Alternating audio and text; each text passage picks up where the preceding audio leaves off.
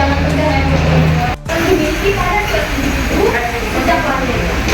Hak bersifat universal, tidak dapat dicabut dan harus dihormati serta dilindungi oleh negara dan masyarakat. Dari sini dari pengertian hak itu sudah jelas ya teman-teman. Hak itu sudah dimiliki dari setiap kita nih. Kita sejak lahir sudah memiliki hak atas diri kita sendiri. Lalu tapi hak itu harus dilindungi bukan hanya oleh negara tapi juga oleh masyarakatnya, karena kan sama manusia nih ada di sama manusia yang hidup dengan berbaik dengan adil, damai, tentram dan juga bebas. Dalam dunia digital, hak mendasar seperti privasi, kebebasan berekspresi dan akses informasi seperti yang tadi kami sudah jelaskan di era digital pasti dikenal sebagai hak digital atau hak asasi manusia digital yang menjamin akses penggunaan dan negara media digital atau juga luasan media digital serta internet. Jadi bukan hanya kita mendapatkan informasi, bebas mendapatkan informasi, tetapi juga kita bisa mendapatkan akses di mana saja. Hak ini juga meliputi penggunaan internet, perangkat elektronik serta media digital pada diri. Dampak positif hak asasi manusia di era digital itu dibagi menjadi tiga. Yang pertama, akses informasi dan pendidikan. Teknologi digital itu memudahkan masyarakat untuk mengakses informasi dan belajar tentang bagaimana hal itu bisa didapatkan dan tentang bagaimana hak anak ada dan di mana saja itu didapatkan. Bukan hanya warganya saja yang bertanggung jawab, tapi mereka juga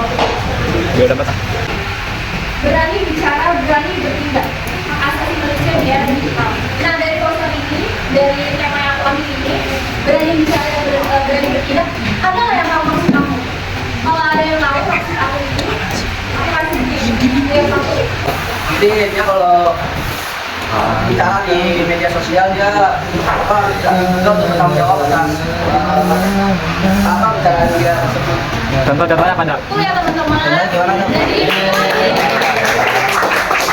kita jangan hanya berani untuk berbicara aja, gitu, berani untuk berpendapat aja, tapi kita juga harus bertanggung jawab atas pendapat kita.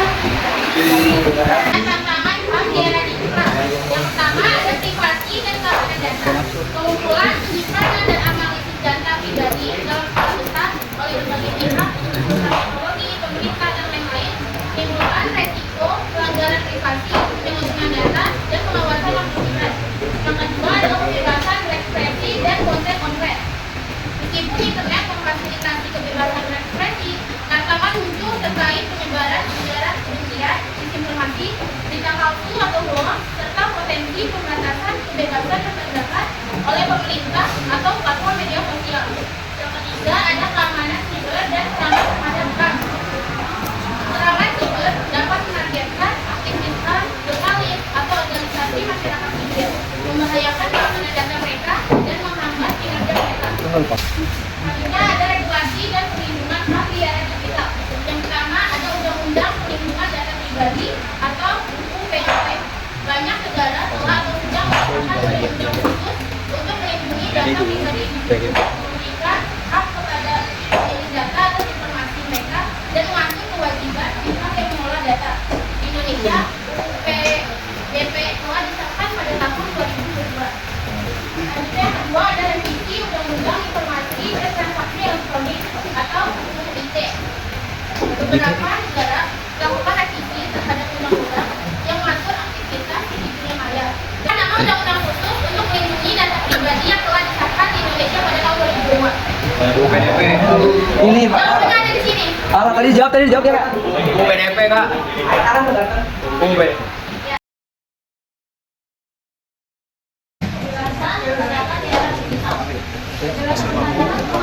Manusia yang fundamental dan digaris oleh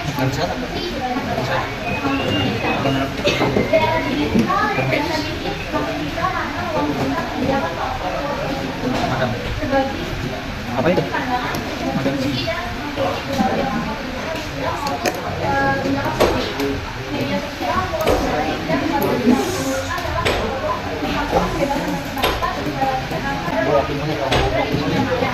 Pakai. Udah masih. Bisa. Bisa. Tadi dia mencakin gue dia ruang 6 benar itu yang memang anjing gue gitu deh.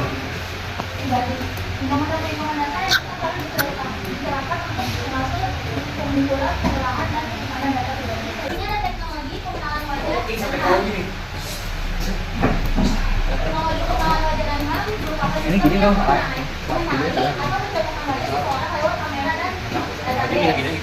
Contoh, menggunakan Cuma itu sekali aja gitu. seperti handphone, sistem keamanan, bandara, CCTV, dan ruang publik. Next, teknologi pengenalan wajah dan nama ada manfaatnya. Yang pertama, membantu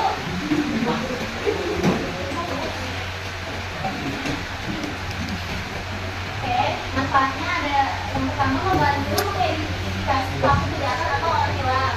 Yang kedua, masuk kantor, login atau check-in dari sekolah. Proses dari otomatis atau data kantor. Teknologi pengawasan ini punya banyak manfaat, tapi juga beresiko terhadap hak asasi manusia, terutama soal privasi dan kebebasan tanpa aturan yang jelas. Sekarang aku mau masuk ke dalam studi kasus pelanggaran HAM. Seperti yang kita tahu, HAM itu banyak banget pelanggarannya di sosial media. Di digital ini banyak banget pelanggaran HAM yang terjadi. Entah itu dalam ujaran kebencian, kemudian kata-kata yang jahat, artis pada seseorang yang kalian gak suka. Di Twitter bahkan bertebaran. Namanya pembatasan kebebasan berekspresi dan pengawasan daring. Di sini tuh di sosial media, asal kalian tahu, kalian memang gak diawasi. Makanya kalian bisa banget sangat-sangat aktif berekspresi. Teman-teman, aku mau ngajak kalian nih, sebagai generasi muda, kita memiliki peran yang sangat signifikan dalam perlindungan hak asasi manusia di era digital. Karena kita menggunakan penggunaan digital itu, kita tuh banyak bertebaran di sosial media. Sebagai digital native, kita tumbuh dan berkembang dengan teknologi. Ini teknologi yang selalu ada di tangan kita setiap hari, setiap jam, setiap waktu. Jadi kalian harus tahu platform yang kalian gunakan. Kalau kalian tidak menemukan hal-hal yang gak enak di mata kalian, rasis, kesetaraan gender, tindas atau apapun itu, kalian bisa mulai dilaporin ikuti kebijakan-kebijakan yang ada di platform ini. Kesadaran publik meningkat. Masyarakat akan semakin sadar akan hak mereka dan pentingnya melindungi. Kedua, organisasi keagamaan membuat organisasi sosial dapat lebih efektif dalam dengan dukungan teknologi menjalankan yang lebih luas. Ketiga, teknologi bisa digunakan untuk melindungi. Teknologi dapat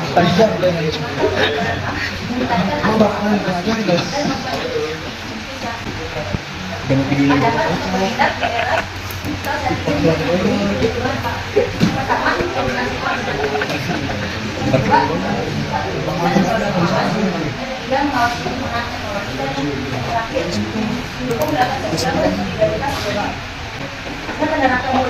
Kita dapat bersama melindungi masyarakat yang lebih adil dan menghormati hak asasi manusia.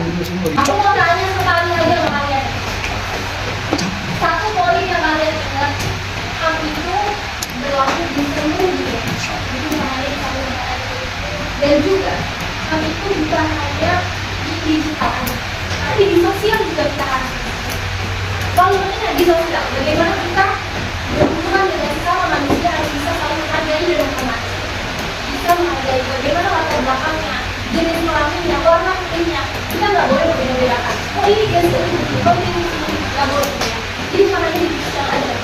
Dan kita juga bebas bisa berpendapat, bisa sosial juga bebas berpendapat. Tapi dari masing-masing kita harus punya tanggung jawab. Bagaimana kita menyampaikan ide atau pendapat ke orang lain, dan itu bisa kita bertanggung jawab dan harus sesuai dengan fakta. Jadi itu aja yang bisa kami sampaikan. Wassalamualaikum warahmatullahi wabarakatuh. Waalaikumsalam.